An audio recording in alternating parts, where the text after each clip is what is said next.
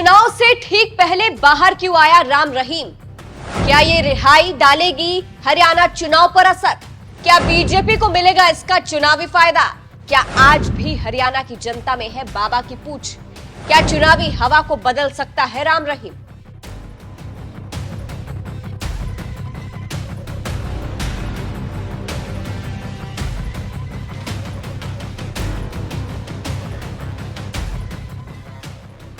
नमस्कार, मैं हूं आपके साथ सृष्टि श्रीवास्तव। राजनीति सिर्फ जीत हार का खेल है। सत्ता की भूख में अक्सर लोग इतने पागल हो जाते हैं कि सही और गलत का फर्क भूल जाते हैं। हरियाणा में भी कुछ ऐसा ही देखने को मिल रहा है, जहां एक बलात्कारी और हत्यारे को बार बार चुनाव से ठीक पहले पैरोल मिल जाती है ताकि सत्ताधारी पार्टी को वोट मिल सके।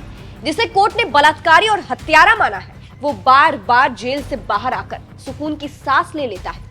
अब तक तो आप पहचान गए होंगे कि हम किसकी बात कर रहे हैं। जी हां, इसका नाम है गुरमीत राम रहीम।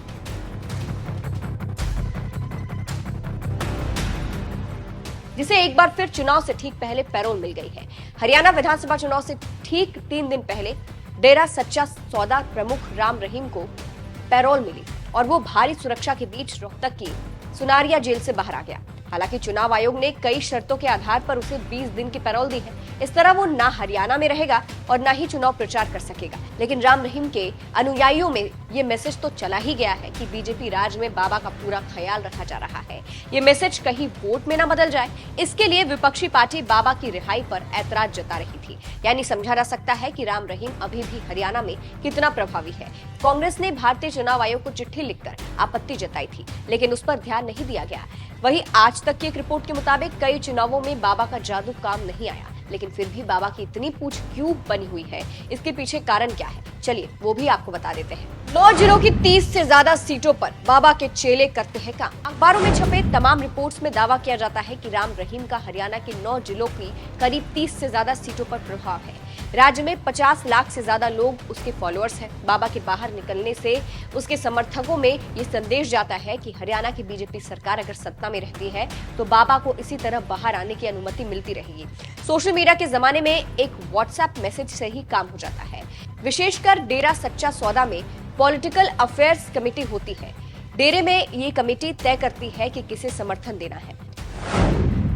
दलित वोटर्स के बीच बाबा की पूछ। हरियाणा विधानसभा चुनाव में सबसे ज्यादा मारामारी दलित वोटों को लेकर है। प्रदेश में 20% आबादी दलित वोटर्स की है। हर पार्टी चाहती है कि दलित वोट किसी न किसी तरीके से उनके हाथ आ जाए।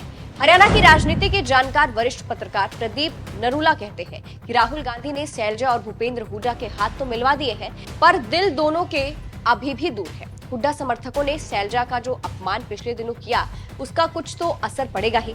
नरूला कहते हैं कि चुनाव से ठीक पहले राम रहीम को पैरोल दिए जाने का असर तो होगा, विशेषकर कांग्रेस का कुछ तो नुकसान होगा ही। दरअसल हरियाणा के गांव में जाटों की दबंगई अभी भी पहले ही जैसी है। ऐसे समुदाय अभी जाटों से धूल मिल नहीं पाता है। बाबा की रिहाई से दलित समुदाय के बहुत वोट बीजेपी को ट्रांसफर हो सकते हैं। जेल जाने के बाद बाबा का जादू कितना बचा? रिपोर्ट कहती है कि बाबा का जादू उसके जेल जाने के बाद काफी फीका पड़ा है। बाबा के समर्थन का ज्यादा असर नहीं हुआ है। 2014 में बीजेपी हरियाणा में पहली बार पूर्ण बहुमत से विधानसभा चुनाव जीती थी। डेरा प्रमुख राम रहीम के समर्थन के बावजूद अपने प्रभाव वाले इलाकों में बाबा भारतीय जनता पार्टी को चुनाव नहीं जितवा सके। जिस सिरसा में राम रहीम का मुख्यालय है, वहां पर बीजेपी एक भी सीट नहीं जीत पाई। हालांकि पीएम मोदी ने खुद सिरसा की एक रैली में डेरा सच्चा सौदा के कामों की तारीफ की थी। 2019 के चुनाव में भी सिरसा में बीजेपी जीत नहीं पाई।